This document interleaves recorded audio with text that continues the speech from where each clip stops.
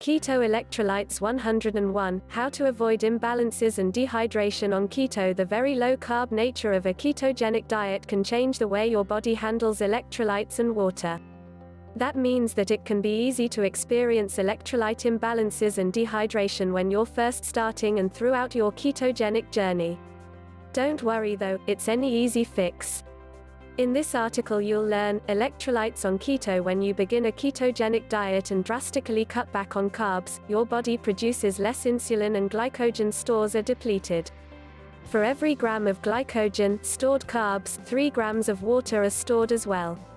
As those stores are depleted, our kidneys go from retaining water to excreting more of it. If you've done keto before, you may have noticed that you experienced a whoosh early on, where you lost a lot of weight and felt less bloated. This is water weight resulting from the excretion of water. The upside? Looking better. The downside? With this flush of water, important minerals called electrolytes are excreted too. Below we'll cover what electrolytes actually are, why they're important, and how to replenish them. What are electrolytes? Electrolytes are specific nutrients in our bodies crucial for important functions like muscle contractions, heartbeat regulation, body temperature control, bladder control, energy production, neurological functions. Without electrolytes, you wouldn't exist. Keto electrolytes. You must have enough of these in your body for processes to function correctly. If one or more of these electrolytes are deficient, you're going to have some issues. Symptoms of electrolyte deficiency include heart palpitations or racing heart, feeling shaky, dizzy or weak like you're going to pass out, headaches or migraines, leg or other muscles cramps, such as getting charley horses at night, trouble with constipation and bloating. These are all symptoms of what's known as the keto flu, which occurs during the initial period where our bodies are adjusting to the lack of carbohydrates and switching to running on fats, ketosis. The keto flu really comes down to electrolyte imbalances. If you don't understand these symptoms, you may come to the conclusion that keto just isn't right for you, but in reality, it's just an adjustment period. Electrolyte imbalances can happen to those who are new to the ketogenic diet, but thankfully there are some simple ways to address these imbalances. Here are some ways to get a good dose of the electrolytes you need.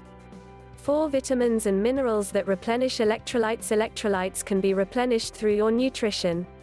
There are 4 main vitamins and minerals that help rebalance your electrolytes and get you out of that dreaded keto flu. Number 1, sodium. Use more salt. Sodium gets a bad rap for causing health problems, but things are a little different on the ketogenic diet. When excess water is dumped from the kidneys, electrolytes like sodium go with it. Sodium is an important mineral and electrolyte that helps retain water in the body and keeps a proper balance of other electrolytes. Sodium is also very important for muscle and nerve function. You can replenish sodium by adding salt to your water and food or by regularly drinking bone broth. Kettle and Fire is a good brand if you don't want to make your own. Number 2, potassium. Potassium is important for maintaining healthy blood pressure levels, regulating heart rate, and ensuring proper fluid balance in the body. Like sodium, we also need potassium for nerve and muscle function. However, too much potassium is toxic, so it's advised to be careful with supplementation. Thankfully, there are great whole food sources out there that contain adequate amounts of potassium. These include salmon, nuts, avocados, leafy green veggies and mushrooms. Number 3, calcium. Calcium is another very important electrolyte that plays many different roles in the body, including blood clotting, building strong bones, regulating nerve function and ensuring proper muscle contraction. You can get calcium from dairy foods, leafy greens, broccoli, fish and even non-dairy unsweetened milks like almond and coconut milk.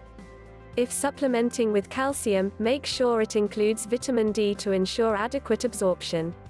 Number 4, magnesium. Magnesium helps the body maintain a healthy immune system, normal heart rhythm, proper nerve and muscle function and many other biochemical reactions.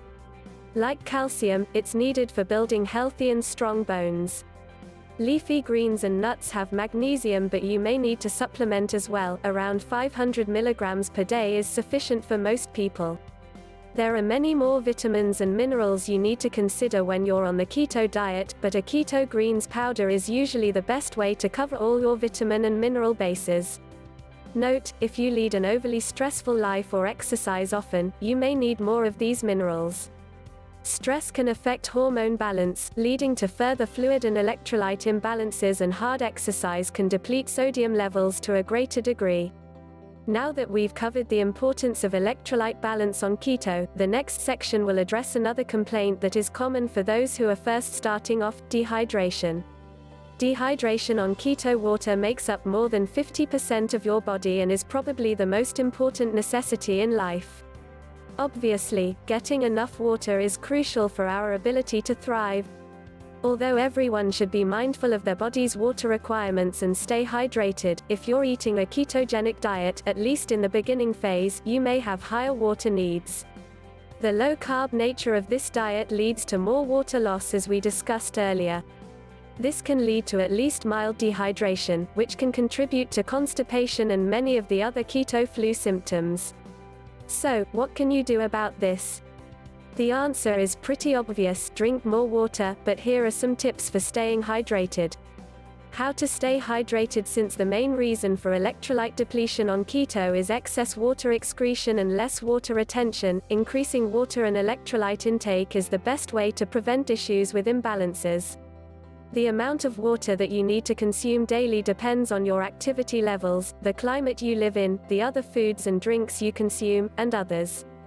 You've surely heard the standard 8 glasses a day, but there's no scientific evidence to back this up. But the 8 glasses rule may help you remember to drink water regularly. One thing to note is that too much water intake can flush out electrolytes more quickly, which is counterintuitive. This is why the best rule of thumb is to drink to thirst. Listen to what your body tells you. Eat whole foods like vegetables that are naturally high in water content, and get really good at recognizing thirst so you can stay properly hydrated throughout the day. Don't fall victim to electrolyte imbalances and dehydration. Starting a ketogenic diet can increase electrolyte and water loss, so replenishing both is important for overall health and reducing uncomfortable side effects. Focus on getting sufficient amounts of sodium, calcium, potassium and magnesium either from your diet or in supplement form, and talk to your doctor if in doubt. Be mindful of drinking water throughout the day and definitely drink when you feel thirsty.